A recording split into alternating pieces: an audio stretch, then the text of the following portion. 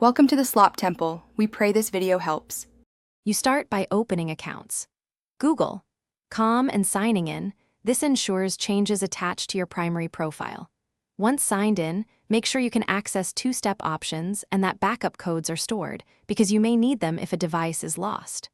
Also confirm your phone or computer supports passkeys, modern Android, iOS, or updated Chrome, and keep a hardware security key handy if you prefer. This prep reduces lockout risk and speeds the subsequent setup. Next, go to Security Settings and locate Signing into Google, then choose Passwordless or Passkeys.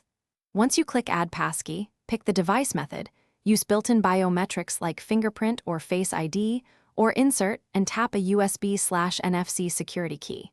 Follow prompts precisely. You'll verify with PIN or biometric and name the passkey so you recognize it later.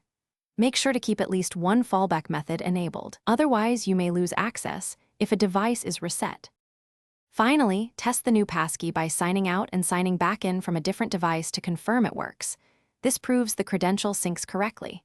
Once confirmed, you can remove older passwords or unused passkeys from the same security page to reduce attack surface.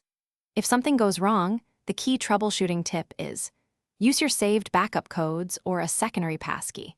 If neither exist, follow Google's account recovery flow immediately to avoid permanent lockout. Thanks for watching. Consider subscribing if we helped you.